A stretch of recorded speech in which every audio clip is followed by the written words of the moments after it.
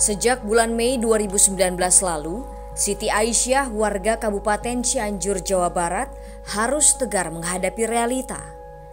Anak bungsunya, Syakil Ramadan Nugraha, lahir dengan menderita Down Syndrome. Syakil membutuhkan sejumlah terapi untuk membantu tumbuh kembangnya. Sayangnya, terapi pertama untuk anak Down Syndrome, yakni fisioterapi, nihil ditemukan di Kabupaten Cianjur.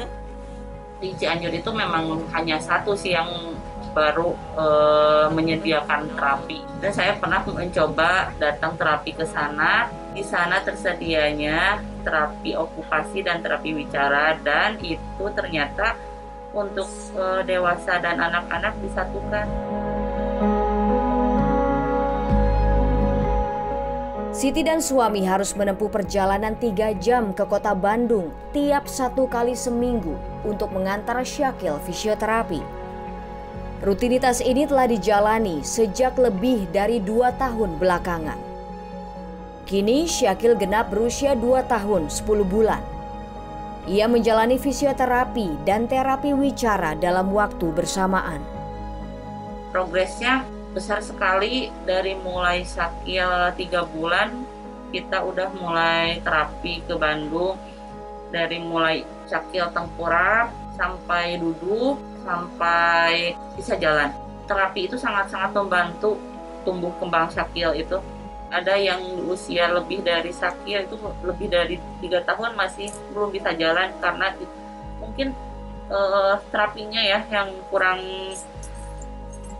menunjang gitu untuk di Cianjur ini. Dede mana ya?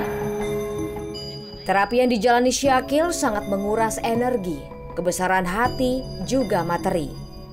Sebab kedua terapi Syakil di salah satu rumah sakit di Bandung tidak ditanggung BPJS karena berbeda wilayah. Tidak di-cover dengan BPJS. Setiap minggu harus bisa gitu, harus bisa berangkat gitu. Entah itu lebih menghemat dari pengeluaran yang lain gitu. Pokoknya saya tekadkan harus terapi gitu. Bisa lebih dari 500.000 sekali perjalanan ya. Kasih ibu sepanjang masa. Siti bertekad tak pernah menyerah berjuang untuk Syakil. Pokoknya Syakil itu anugerah sekali buat saya. Ya, dia yang mengajarkan saya segala macam tentang kehidupan, tentang kesabaran, tentang menerima. Segalanya Syakil itu buat saya.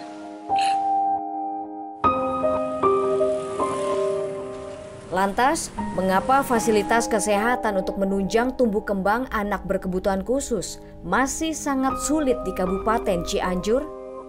Memang saat ini di rumah sakit Kabupaten Cianjur ini memang belum ada dokter yang khusus ya, seperti dokter tumbuh kembang anak itu memang kita belum mempunyai ya. Fasilitas rehabilitasi medik ya di rumah sakit yang ada di Kabupaten Cianjur ini memang masih bergabung ya, dan tidak khusus ada diperuntukkan untuk anak-anak yang berkebutuhan khusus ya. Seorang anak umum tentunya bisa melakukan sendiri perkembangan-perkembangan dalam kehidupannya, tetapi para penyandang Down Syndrome ini memiliki hipotonus, yaitu kelemahan otot-otot pada diri mereka, sehingga otomatis mereka harus dilatih. Fungsi dari terapi ini adalah untuk memaksimalkan tumbuh kembang anak, sehingga yang diharapkan dari minimalnya anak-anak dengan Down Syndrome ini tumbuh kembangnya dapat dimaksimalkan dengan keberadaan terapi ini. Down Syndrome atau sindroma Down adalah kelainan genetik sejak lahir. Hal ini diidentifikasi dari pembelahan sel embrio tak sempurna pada kromosom nomor 21, yakni menjadi 3 salinan atau trisomi 21. Karena itu penyandang Down Syndrome memiliki kelebihan 1 buah kromosom menjadi 47 kromosom.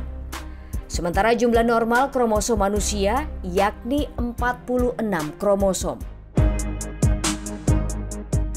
Ciri-ciri seseorang dengan Down syndrome terlihat dari bentuk wajah datar, mata ke atas dan lipatan ujung mata yang dalam, bentuk kuping berbeda, lidah yang besar, hingga kelenturan berlebihan pada persendian.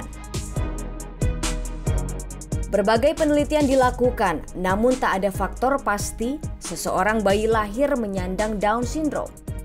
Banyak orang itu merasa bersalah ketika punya anak dengan sindrom Down. Oh, ini salah saya, terutama ibu ya. Ibu tuh bilang mungkin saya nggak jaga kehamilan dengan baik, makan sembarangan, stres, whatever dan sebagainya. Tapi enggak.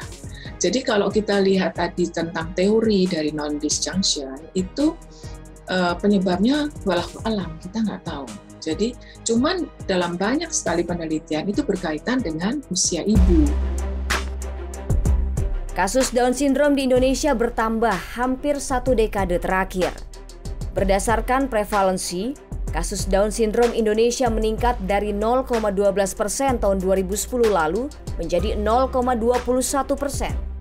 Prevalensi artinya suatu proporsi dari populasi dalam jangka waktu tertentu. Sementara itu penambahan kasus baru melalui pencatatan pasien rawat inap Down syndrome kian bertambah dari tahun 2015 hingga 2017. Bayi dengan Down syndrome umumnya mengidap penyakit penyerta seperti kelainan jantung bawaan, tiroid, dan pneumonia. Pada usia tersebut itu kan untuk dia mengeluarkan lendir batuk itu kan masih sulit ya. Paling banyak itu biasanya meninggalnya karena pneumonia atau radang paru. Anak-anak di bawah 2 tahun saja sulit untuk mengeluarkan lendir kan. Batuknya cenderung lama. Apalagi dengan pasien dengan Down syndrome. Secara logika saja pasti mereka akan lebih rentan banget nih. Lebih lama sembuhnya ya kalau yang memang kena paru-paru. Terlahir dengan fisik dan kemampuan intelektual berbeda, penyandang Down syndrome kerap mengalami perundungan. Jangan dideketin, katanya bawa virus, terus tiba-tiba anaknya bubar.